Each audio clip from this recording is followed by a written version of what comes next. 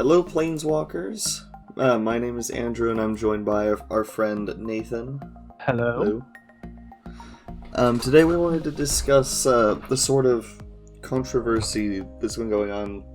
I mean, I don't really want to say lately, because it's probably been going on a lot longer than that, but between casual and competitive Magic, which is more important? Which should Wizards be focusing on, and everything like that?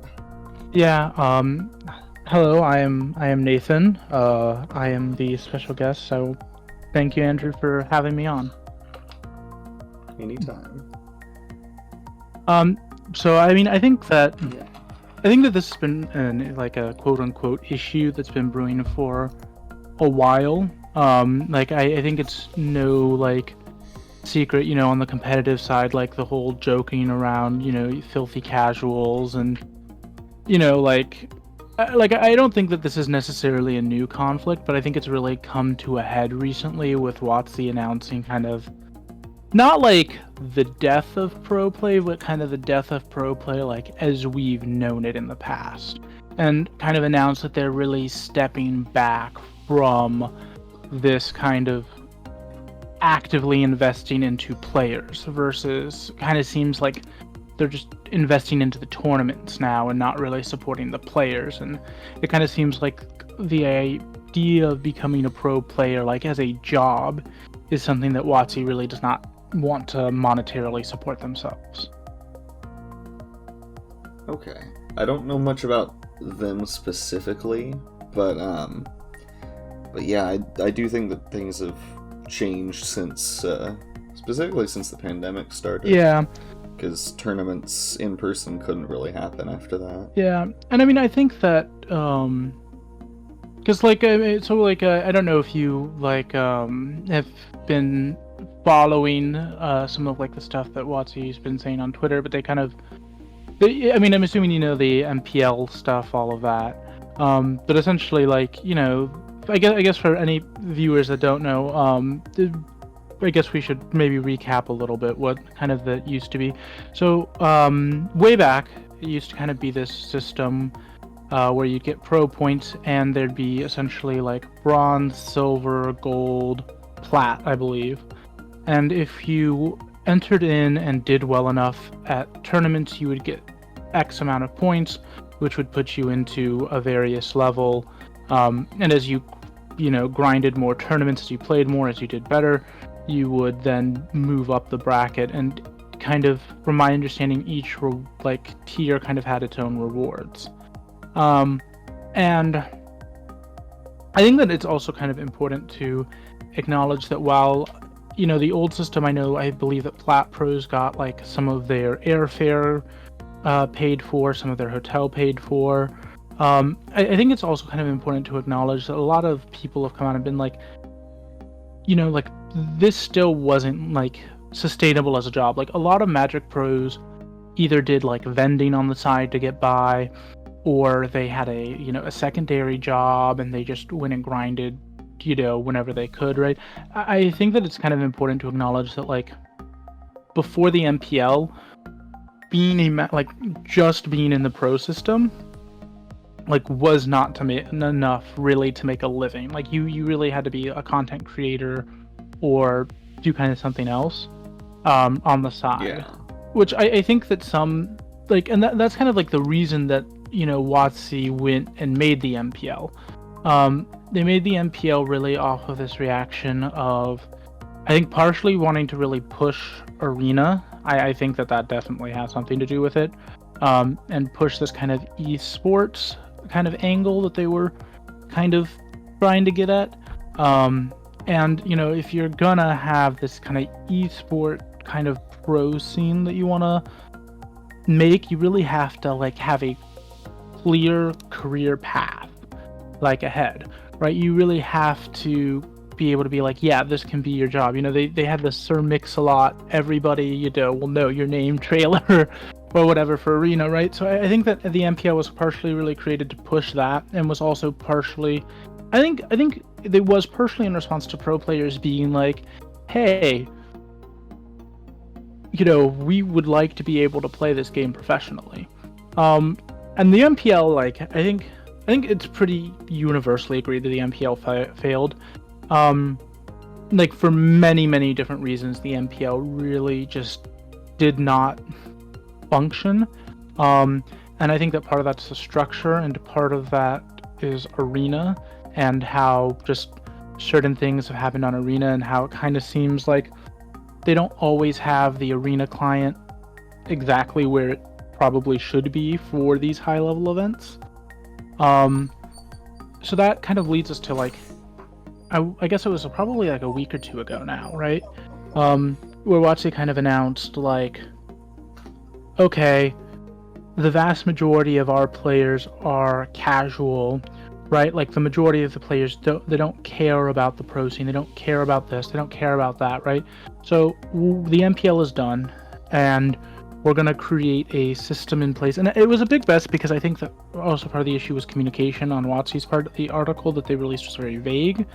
So, like, in order to kind of get, like, a full picture, you had to, like, read this article, and then you had to, like, check their Twitter replies, and then you also had to, like, check what people in the MPL were saying, because apparently they had a meeting with the MPL people before they announced this change, which is a good thing, obviously, because, it's their jobs, but it kind of made this kind of weird, confusing situation. And what I've generally pieced together, and Andrew, feel free to chime in, correct, add anything.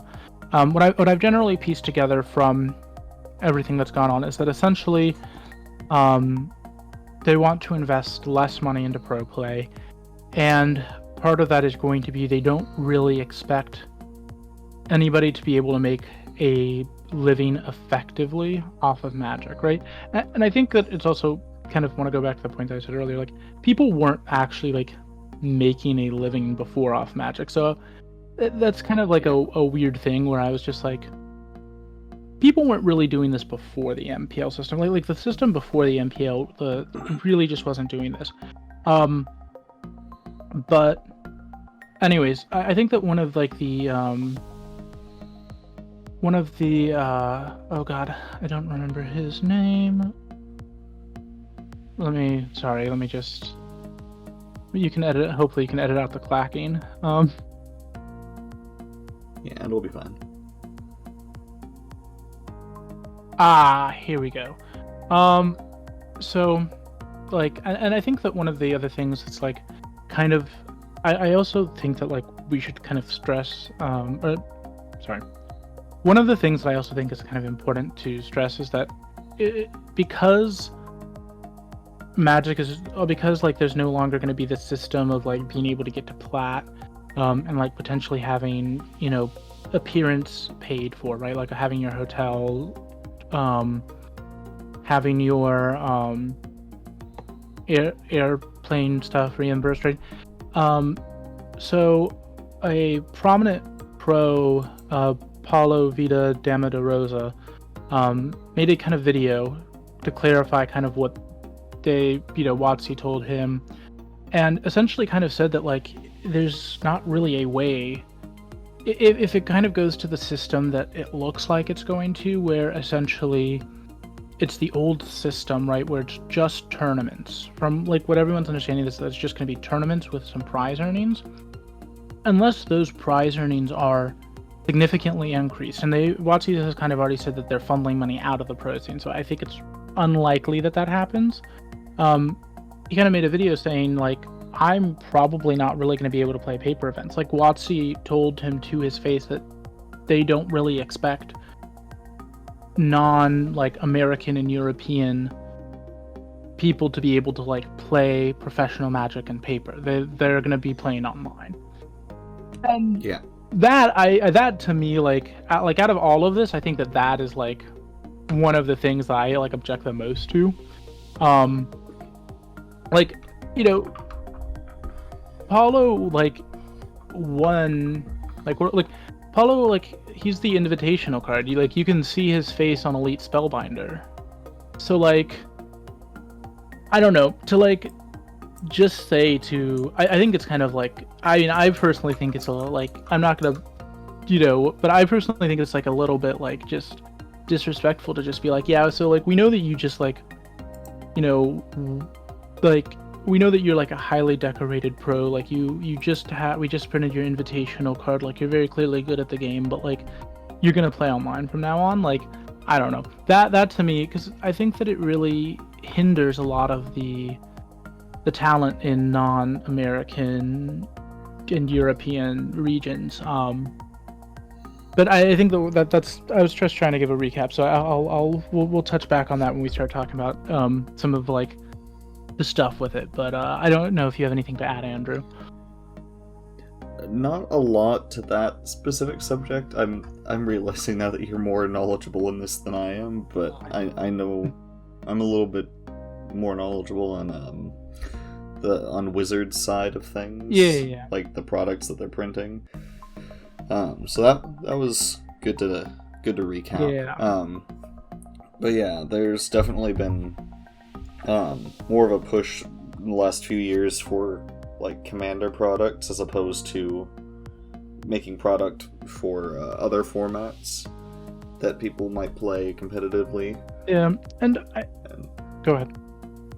Oh, I was just gonna say, there have been some people that are just not cool with that. They don't like that there are Commander products at all. That they wish there were more products made for like Modern and such. Yeah, and I definitely think that like I guess that like I guess like for like I'm generally more of a casual player. I was taught by like I was taught and kind of introduced into the game mostly through like one player who's like definitely a big Spike. But like generally I'm a lot more casual. Like I play more Commander decks. I don't even have really any CEDH decks built. Like it's not really my jam.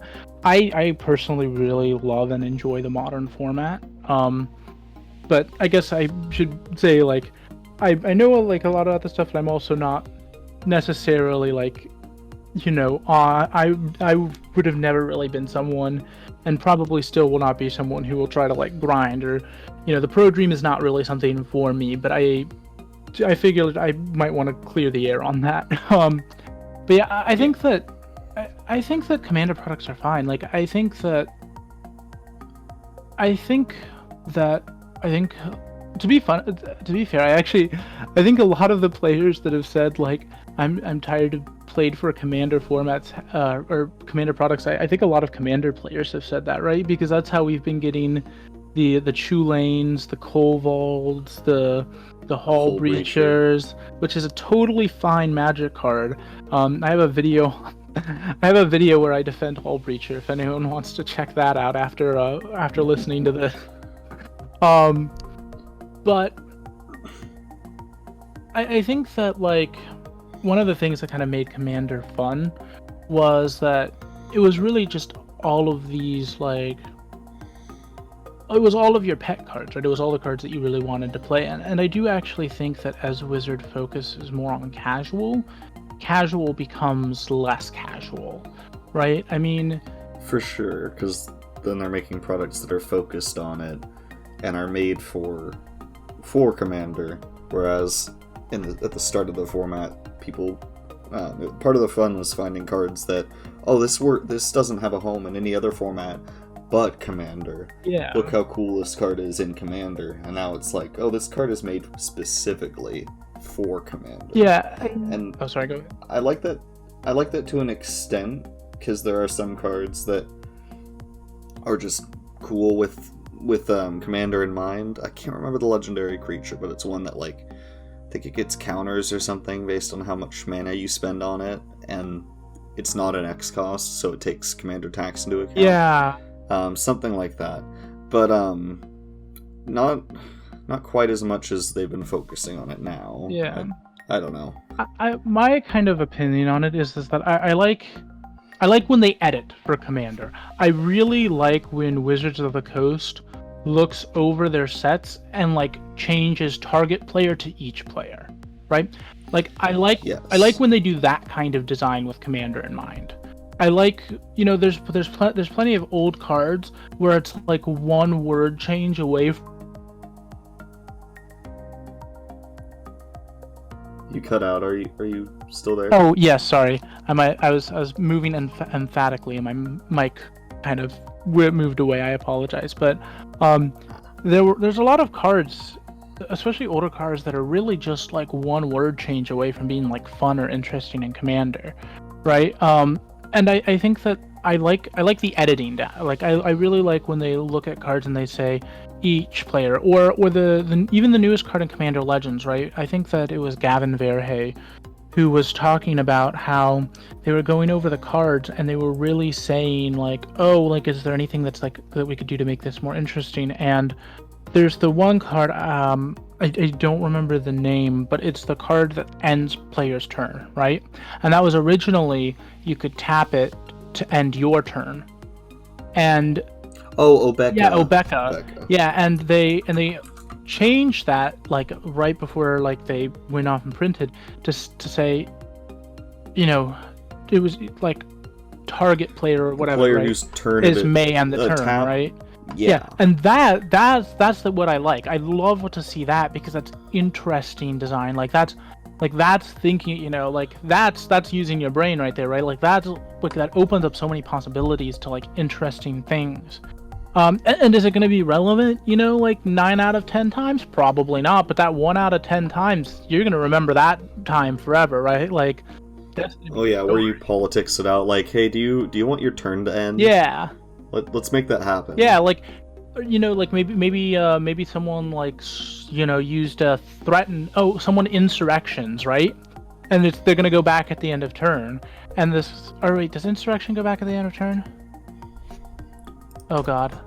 See this, it's one of those cards that hasn't been played in forever. It's been pushed out of the format. So I haven't untap all creatures and gain control of them until end of turn they gain haste. Yeah, so what if your buddy insurrections, right? And you're just like, "Hey, like I can end my own turn now." Right? Like that's cool. Yeah, they take Obeka. Right? And then they can end their turn. Right? And that's probably like, I don't know. Like, I mean, that could happen even if it was just your own turn, because if your Obeka's on the battlefield with an insurrection, but like you get the point. Like there's a lot of really cool, interesting things that open it up. But like then there's Corvold and Chulain and like all of these other cards like Arcane Signet, and I think that they're getting better. I think, Gavin Verhey did have a Good Morning Magic where they were like, yeah, we're gonna really avoid printing more Arcane Signets. They're really gonna try to like stick to the 3 mana rock with upside, which I really like, like your Strixhaven Stadiums, your Chromatic Lantern, your Coalition Relics, right?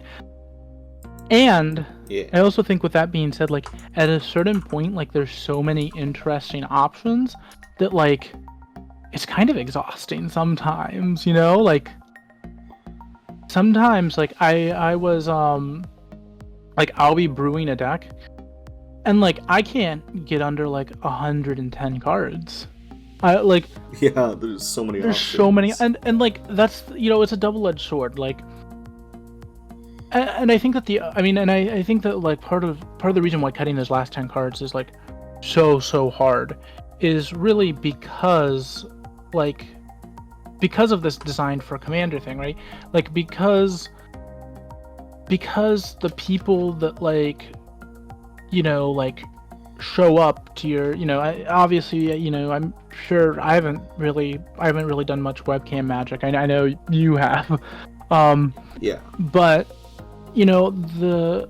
when I go back to being able to like play with my local play group, there's a couple of different local play groups that I have around here. I live in DC, so I'm blessed with being able to walk to like I can like go to like 3 different events on 3 different days and like only Metro. It's great. Cities are great. But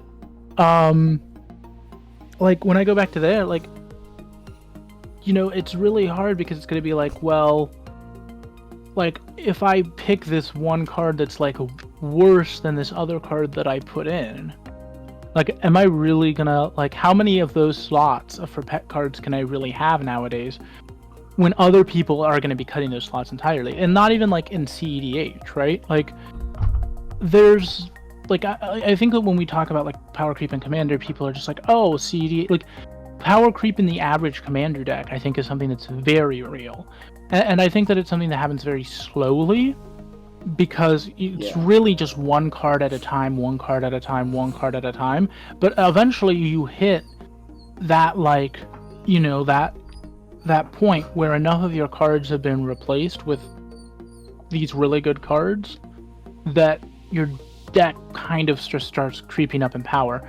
You know, you're not gonna jump a power point by, you know, throwing in like a Sylvan Library into your deck, but like when you throw in like a Sylvan Library plus a Stinging Study plus like a Painful Truth plus, you know, other like good card draw, well, eventually like you're gonna hit those other good cards that you're running. Like, so I think that that's just gonna eventually happen over time. Like that's just how formats evolve.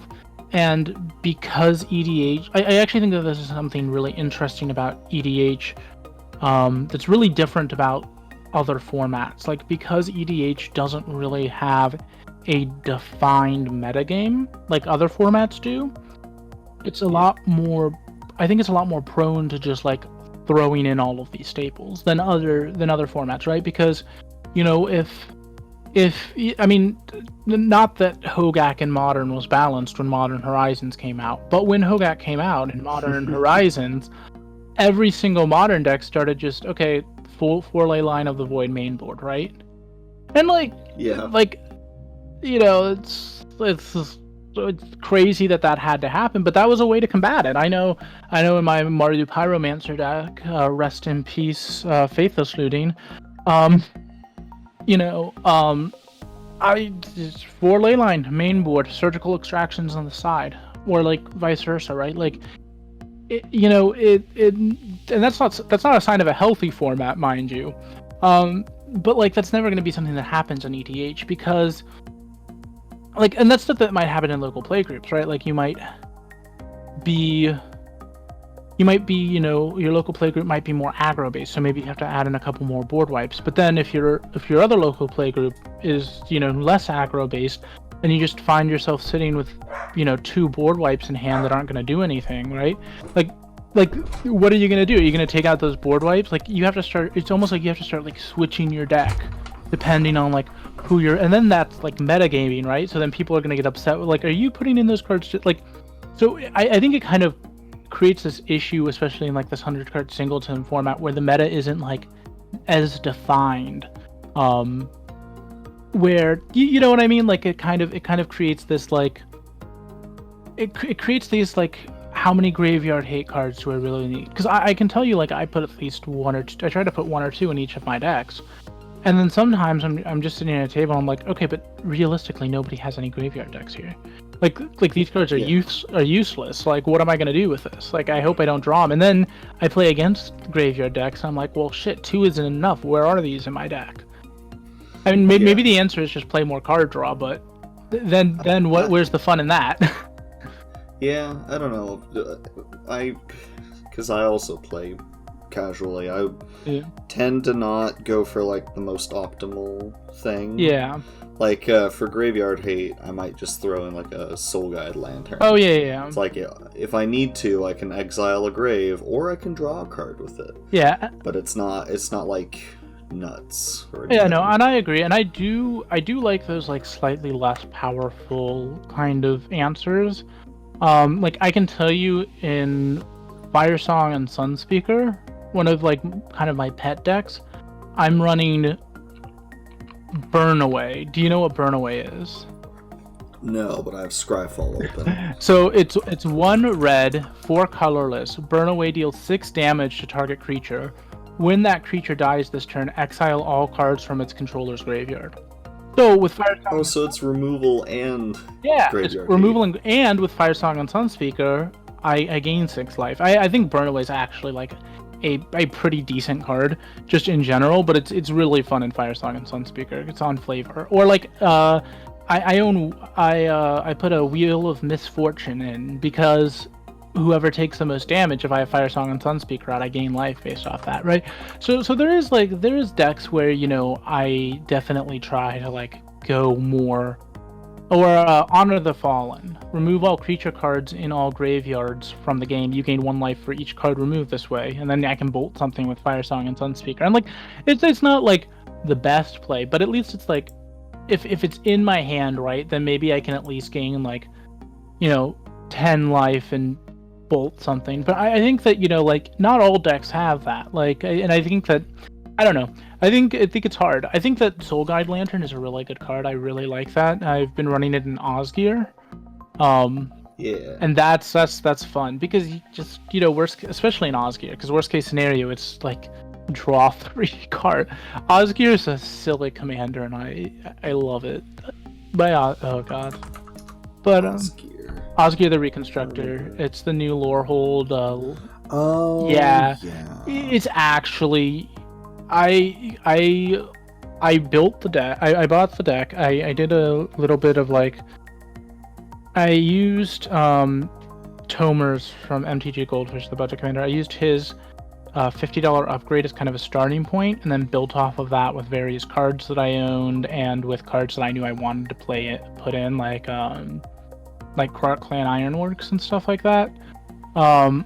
And like, I ended up liking the deck so much, like I actually ended up just buying a Mox Amber, a Mox Opal, and a Mox Tantalite, where the deck is like, it's kind of like my pet deck now. It's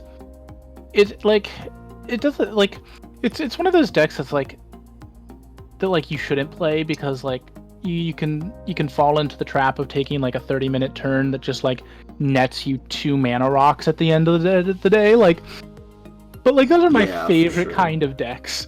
Windgrace. I used to my Windgrace deck was like absolutely one of my favorite decks, but I recently slotted an infinite. I recently slotted in one of the enchantments that lets you go infinite in that deck. So I was just like, okay, at some point I need to stop drawing cards, and I should just put everyone out of their misery. Because I like, the whole idea is that like I wasn't gonna put any infinite combos in the deck. Like, I didn't want to put any infinite combos in the deck because I've warmed up to like winning through infinite combos, but like I generally don't like them when I'm playing Commander. I've had a lot of to be fair, this might just be because like I have like a decent amount of Niv Mizzet players that just like, we would be having like a really fun, interactive, like interesting Commander game, and they'd just be like, oh well, I drew my Curiosity last turn, game's over. You know, that happens to you enough times, and you get a little bit salty. But but I just recently slotted one into Windgrace because I was like, this deck has to, like, token beatdown is only so effective in a board stall. But my favorite combo, infinite combos are ones that are needlessly complicated and yet still work. Yes. And then ones that you don't expect. Like what happened when I was playing my Locust God deck one time, and I had Impact Tremors out. Oh yeah. And I just played I think it's Sage of the Falls. Yeah. And I just instantly win the game. Yeah. No, I don't know, because I spoiler, or well, I guess I don't know when you guys post your gameplay videos, but maybe I shouldn't tell you this because I might be playing Pramicon, but my Pramicon deck has an infinite combo with Form of the Dragon and Second Chance. Do you know what either of these cards do? Yes, Second Chance is you take an extra turn and then you lose the game. No. Second Chance is a blue enchantment for 2 colorless, 1 blue. During your upkeep, if you have 5 or less life, sacrifice Second Chance and take an extra turn after this one. Form of the Dragon. You're thinking of Final Fortune, I think. And Last Chance. Yeah. I think. Form of the Dragon is a 4 mana red, so 7 converted mana cost, or 7 mana value. At the beginning of your upkeep, Form of the Dragon deals 5 damage to target creature or player. At the end of each turn, your life total becomes 5, and creatures without flying cannot attack you. It's one of my favorite cards. Yeah. So you have to Enduring Ideal, like reverberate, twin cast, like whatever, right?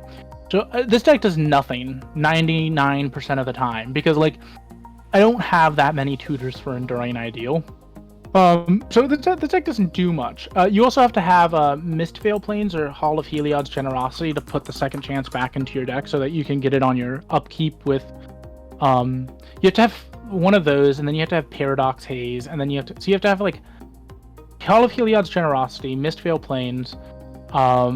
You have to have at least one copy of Enduring Ideal cast during the game, so you can't cast spells, but you get an enchantment card from your. It's one of the epic cards from Kamigawa. Oh, yeah. So search your library for an enchantment card and put it into play, then shuffle your library, and that has the epic clause. So you can't cast spells for the rest of the game, but on your upkeep, you get a copy of it.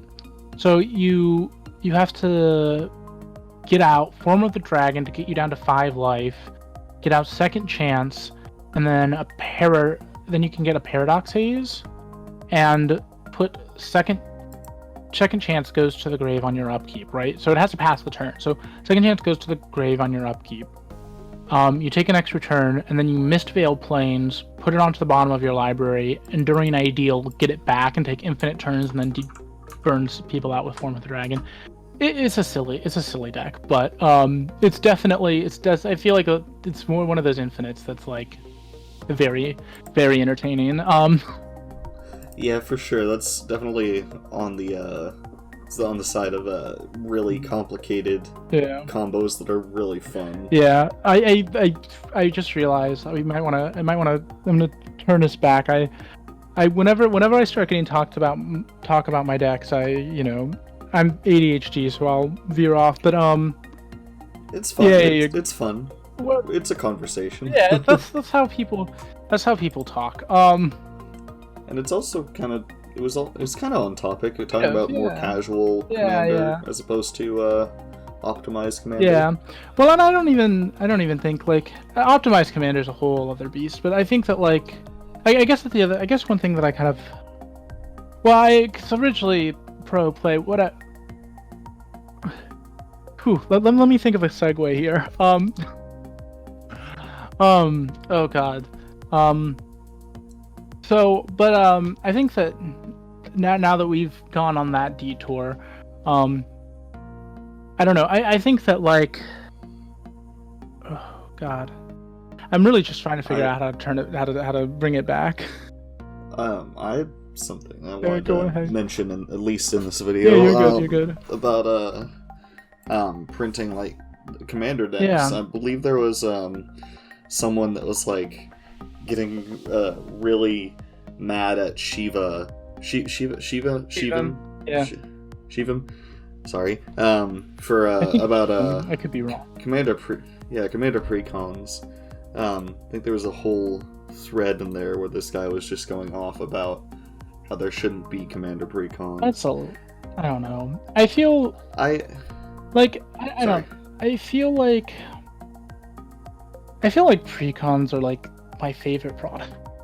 I'm not gonna. I know, right? Like, I would almost rather, except for like even like the bad ones, right? Like even the bad ones, like oh god, was it 2018? I think it was, with Aminatu Windgrace, where like the decks were kind of trash, but like at least the commanders were interesting, right? Yeah. And I think that like recently, I mean, I don't like them continuously hiking the price for no reason. Like there's plenty of things I don't like about the Precons, but like generally, like I'm generally really like them. I do feel like we're getting a lot of them. Like, for sure. But I would almost kind of prefer that we get fewer products that are made for Commander in main sets and just get more new cards in the Precons. I would agree with that. And that would kind of solve a lot of the problems. Like you have a product specifically made for Commander, and then the other product that's not specifically for Commander is less focused on it and can focus on like standard and modern, vintage and whatnot. Yeah, I mean, and I think that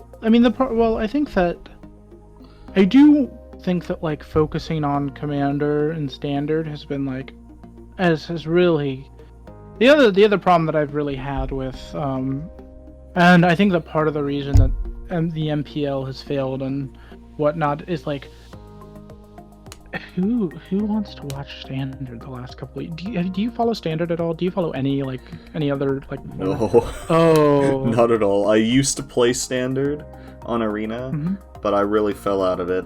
The last deck I played was right after Ikoria. Oh, okay. It was a cycling deck.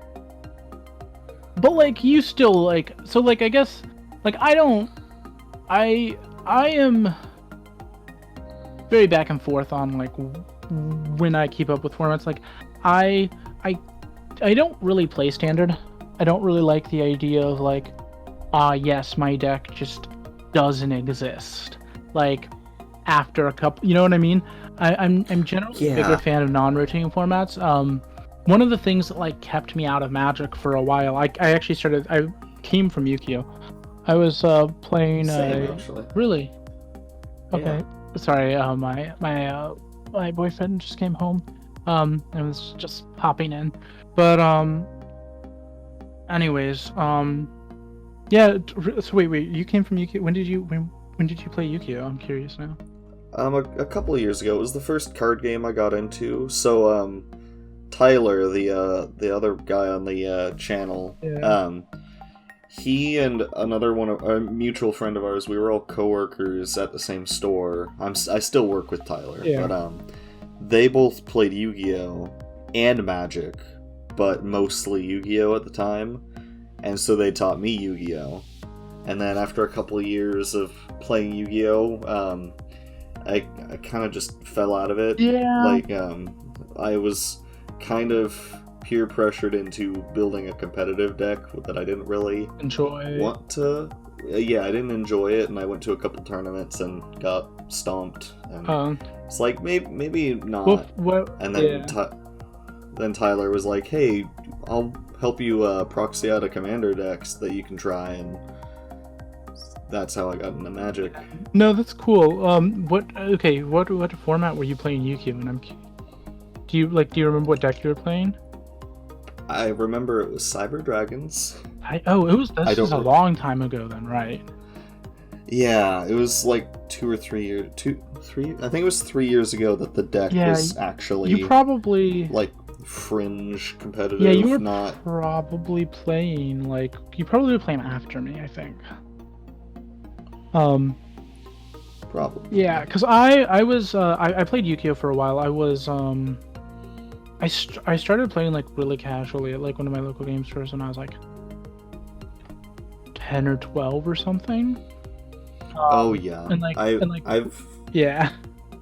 I've been playing card games only for a few years now. Yeah, no. I'm only 21. I'm 20. I turned 21 June 17th, so I'm close. But I really stopped playing Yu-Gi-Oh! In 2016 because I went off to boarding school, and when I went off to boarding school, nobody played Yu-Gi-Oh! But people played Magic, which is how I got into Magic. But no, I used to. God, I played Yu-Gi-Oh! Fairly competitively. Like I never really went. There were probably a couple of formats where I like knew the decks well enough to compete like at tournaments, but I was somewhere between the ages of like 14 and 15, so like trying to convince your parents to like let you go to this big convention hall, and then either they have to stick around or because they don't like the people around there, or they have to like leave you alone at a giant convention hall. This wasn't going to happen with my parents. But yeah, I mean, yeah, so I've been playing card games for a long time. But yeah, I think that, I don't know, and I think that, I do wish that there was, I think that there should be more Battle Bond. I want to see more Battle Bond. I want to see more Jumpstart. I want to see, there's other ways to casually play besides Commander. I think Jumpstart was insanely fun. I think I've not played it because the pandemic and the boxes were. I think that they've started reprinting them into America. So they had the arena event for a while, and I That was I think the only time I've ever spent money on Arena was to buy gems to play more Jumpstart. Yeah, because it was so fun. I don't play Arena, because I get my hand-me-down Max from my dad. So like for a while it just wasn't supportive, and then when the whole Nisha Chandra thing happened, I took like a year or year and a half and where I just didn't play or buy any Magic. I still like listen to some podcasts, watch some YouTube channels that I liked, but I really took a big step back from the game from there because I just didn't really feel welcome in the game. And I kind of came back pretty recently with around like Kalbheim and like seeing Nico and Kaya. Oh yeah, Nico was. Yeah. I love Nico. Oh yeah, I love them so much. But yeah, I think that the big problem that like I have is like whenever I hear like I think that there's a big misunderstanding between pros and casuals. Like there's so many people that like play casual modern or like casual like you hear Tolarian Community College, right? He always talks about like Merfolk. Merfolk hasn't been like a competitive deck in like a while in modern, right? So like he's like you can spike a tournament if you know what you're doing with it, right? But like a lot of modern players are like surprisingly casual. Like I can't tell you how many times I've been to a modern tournament and like misplayed and someone's just like, you didn't know that, that's fine, just take it back. And like I think that people are chill. Yeah, people are so chill, and I think that a lot of the times like the casual crowd, the EDH crowd, like gets really it gets kind of intimidated when they hear tournaments, especially when you're talking like modern, like I think standard is like maybe a little bit more approachable. But like for sure, I think that like, and I wonder if that's just like prices, right? Like if people are just like, if you're spending $1,000 on a modern deck, you're wanting to win. It's just, but modern is some of the most like fun, interesting Magic like I've played. Like I do really enjoy like Commander, but like it's a complete different itch for me, right? Like I love Commander to like play with friends and like hang out and have like funny scenarios, but like modern is where I go to like I guess I should say the decks that I used to play. So anyone that's like, so I started off as a filthy infect player in modern in 20. Real quick, I gotta go in a few minutes. Oh, cool. So we'll wrap this up after this. Well, let me just divert from this then and kind of just touch on. So give me 1 second. Let me think. So like I think that one thing that like people I think don't like necessarily understand, like, because I think we've talked a lot about the casual thing, and I guess I kind of also want to talk a bit more about like the competitive thing and the pro side things before we go here. But I think that one thing that like I really want people to like understand is that like a lot of like competitive and pro players, like there are some assholes and there are some like egotistical like people that like I just wouldn't ever want around me, and I cannot blame anyone for that. And I think that there is at like the very high levels of play. I know Brian Kibler talked about it a little bit. Like he had a little bit of a Twitter thread where he's just like, I think it's like important to talk about like this, but I do think that there's also some pros out there that are like actually really nice people, and I think that I really want to challenge this idea that like pro and like competitive, quote unquote competitive formats like don't matter to Magic, because without pros, like I don't think that like without pros, like in a lot of these older formats you don't have as much innovation. Like it's not Joe Schmo breaking open the format in modern or breaking open the format in legacy, right? Like it's these people that are like very invested, that like have this knowledge of all of these cards dating back to whenever, right? And yeah, like, and yet like a lot of casual people play modern. Like a lot of like people that just really enjoy like this, like modern, especially when it's in a healthy place. And I think that modern's in a pretty healthy place right now, Like if you go to like the Goldfish site for like metagames, like whenever like you look at the modern metagame and you see like a good mix of like, it's like there's some control, there's some mid-range, like there's like modern's in a really nice balanced place right now, and like playing in a good balanced modern format is like some of the most fun that like I've had in modern, and like just like in Magic in general. Like Yeah, I imagine that's, and I think that like that's closer to what it was like playing Yu-Gi-Oh. Of course, not competitive, but like that same similar kind of format, because it hasn't been since Yu-Gi-Oh that I've played much. I haven't played much Magic where you have more than one copy of a card. I mean, if I will 1000% like play modern with you, like online, like cockatrice, untap, like proxy, whatever, if you ever want to. I think modern's a format that like if anyone's listening and it's just like, oh, this, like, I know I'm not selling it very well by just saying it's a lot of fun, but if anyone ever wants to get into modern, like, it's a learning curve.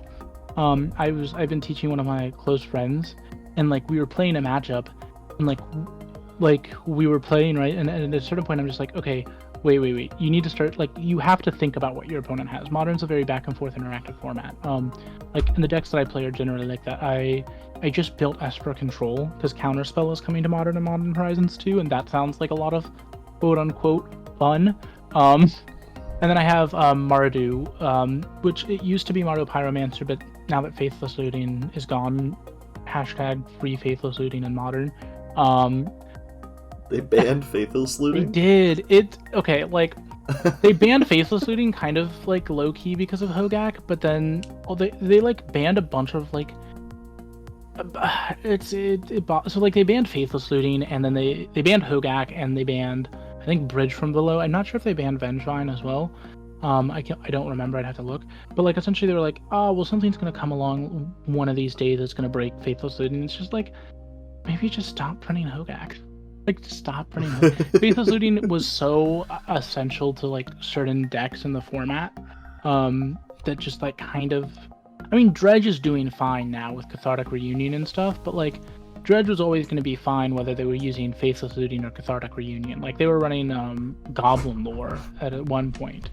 The Faithless Looting really helped facilitate, like, the mid-range, like, Mardu Pyromancer style decks, but I digress. Like, it's, I mean, because there's something for everyone in Modern, right? Like, there's like, Blitz is the most popular deck right now, which is only, like, $414, which is, like, Modern is, like, a really good price. If I'd have to guess, most of that money isn't, yeah, so, oh, shoot, why did it say $414 and then you click on it? Okay, don't run Scalding Tarns. You don't need Scalding. If you take out Scalding Tarns from this deck, it's actually, like, affordable. But anyways, like there's something for everyone. Like, there's like mid-range combo decks, there's like these interactive decks, there's Esper Control, which is really interesting. Jund, if you know you're really rolling in money, it's fun. It's a fun deck. I haven't played it because I refused to play Jund because I know that the second I start playing it, I'm not going to want to stop, and then I'm going to have to like buy the cards that I don't own from Jund, and I'm just not ready to make that financial investment at the moment. Yeah. I hear that format can get really expensive. Oh yeah, it definitely can. Yeah. I really hate to cut you off, but I do need to go. That's fine. So thank you so much for joining me here. No problem. This is a lot of fun. This video will come out next month, so June. Yeah. So I appreciate you joining me. Can't wait for our Commander game. Yep. It was a lot of fun chatting. Yep. Hopefully you have enough usable footage. Oh, it should be fine. I gotta cut out my dog barking. But, yeah, you can find links to Nathan down below in the description. Do you have a YouTube channel? I have two. Yeah, I have. You can I'll send you them. I have a Magic YouTube called Out of Mana. And then I also, if anyone's interested in it, I also have a fashion makeup channel that I haven't really uploaded anything to recently, but it exists. Cool. yeah, I'll get those linked in the description of this video when it goes up, and yeah, people can check you out. And I'll also subscribe. Oh, thank you. I appreciate it. Yeah, of course. Yep. Well, Alright. yeah, have a good one. Thank you, you too. Thank you everyone Yeah. for watching. Bye. Bye.